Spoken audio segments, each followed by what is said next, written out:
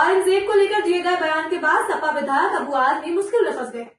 अबू असीम आजमी को बजट सत्र तक के लिए विधानसभा से निलंबित कर दिया गया है। जी हाँ, नमस्कार, आप देख रहे हैं नव समाचार। मैं हूँ आपके साथ प्रिया अग्रवाल। महाराष्ट्र की राजनीति में मुगल आक्रांता औरंगजेब को लेकर बवाल मचा हुआ है। बता दें कि आजमी ने हाल ही में औरंगजेब के समर्थन में बयान दिया था। उन्होंने कहा था कि गलत इतिहास दिखाया जा रहा है। औरंगजेब ने कई मंदिर बनवाए। औरंगजेब कोई क्रूर शासक नहीं थे। बनारस में जब एक पंडित की बच्ची के साथ उसके सिपासलार ने बदतमीजी करने की कोशिश की थी तो औरंगजेब ने उसको 2 हाथियों के बीच बंधवा कर मरवा डाला था। बाद में उन पंडितों ने औरंगजेब के लिए मस्जिद बनाकर भेंट किया। वो अच्छे प्रशासक थे। जो उन्होंने किया वो सही किया। अगर कोई और राजा होता तो वो भी यही करता। औरंगजेब ने अगर मंदिर तोड़े तो मस्जिद भी तोड़ी। इसमें हिंदू मुस्लिम करने की कोई जरूरत नहीं है। अबू आजमी ने ये भी कहा कि औरंगजेब के शासन के दौरान भारत की जीडीपी 24% थी और देश सोने की चिड़िया था। औरंगजेब उनके लिए गलत नहीं था। उसने कई मंदिर भी बनवाए थे। इतिहास में कई गलत चीजें बताई गई हैं। इसके बाद अबू आजमी का जमकर विरोध हुआ। महाराष्ट्र विधानसभा के बाहर एनडीए नेताओं द्वारा अबू आजमी के खिलाफ प्रदर्शन किया गया। शिवसेना और सत्तारूढ़ बीजेपी गठबंधन के विधायकों ने विधानसभा की सीढ़ियों पर प्रदर्शन किया। विधायकों ने छत्रपति शिवाजी महाराज का अपमान किए जाने का दावा करते हुए अबू आसिम के खिलाफ देशद्रोह का मामला दर्ज करने और विधानसभा में उनके प्रवेश पर रोक लगाने की मांग की, जिसके बाद उनके खिलाफ केस भी दर्ज किया गया। शिवसेना के प्रमुख और डिप्टी सीएम एकनाथ शिंदे ने खुद अबू आसिम के खिलाफ देशद्रोह का मामला दर्ज कराया। शिवसेना आजमी के निलंबन पर भी अड़ी हुई थी। महाराष्ट्र विधानसभा ने सपा विधायक अबू आसिम आजमी की मौजूदा बजट सत्र खत्म होने तक सदन की सदस्यता को निलंबित कर दिया।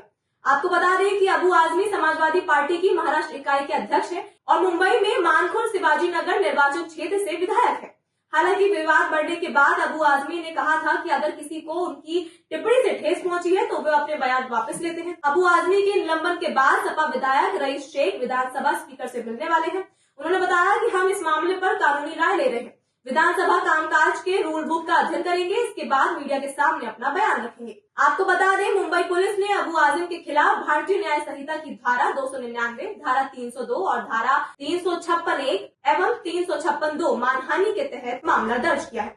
वहीं उत्तर प्रदेश के डिप्टी सीएम केशव प्रसाद मौर्य ने पलटवार किया। उन्होंने कहा कि सपा के अंदर औरंगजेब की आत्मा घुस गई है। अखिलेश यादव को माफी मांगकर अबू आजमी पर कार्रवाई करनी चाहिए। उन्होंने आगे कहा कि देश शिव जी का अपमान किसी कीमत पर बर्दाश्त नहीं करेगा। महाराष्ट्र और उत्तर प्रदेश के लोग इसका जवाब देंगे। मुगल आक्रांताओं ने देश की संस्कृति को छिन्न भिन्न करने का काम किया।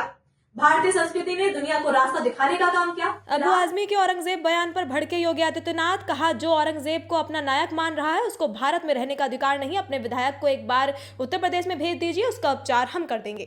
सीएम योगी ने भड़के बयान में कहा, आज राम को, कृष्ण को, शिव की परंपरा को, भारत की विरासत को कोसना ये समाजवादी पार्टी का मानो जीवन का उद्देश्य हो गया। औरंगजेब को ये लोग अपना आदर्श मान रहे हैं। औरंगजेब का पिता शाहजहां अपनी जीवनी में लिखता है, अपनी आत्मकथा में लिखता है कि खुदा करे कि ऐसा कमबख्त किसी को पैदा न हो। उसने आगरा के किले में अपने बाप को कैद करके रखा, एक एक बूंद पानी के लिए तरसाया। और अगर इनको औरंगजेब पर गौरव की अनुभूति होती है तो ये लोग कम से कम पटना की खुदाबख्त लाइब्रेरी में जाकर के एक बार शाहजहां की ही जीवनी को पढ़ लें, देख लें, उसकी पीड़ा को देखें। हाँ, जिनका आचरण औरंगजेब जैसा है वे लोग औरंगजेब पर गौरव की अनुभूति करें, लेकिन भारत को कम से कम इस पर न करें और समाजवादी पार्टी को इसका जवाब देना चाहिए। फिलहाल अब आगे इस मामले में क्या कदम उठाए जाएंगे और सियासत क्या मोड़ लेगी ये देखना अभी बाकी है। तब तक के लिए ऐसी खबरों के लिए देखते रहें ना समाचार।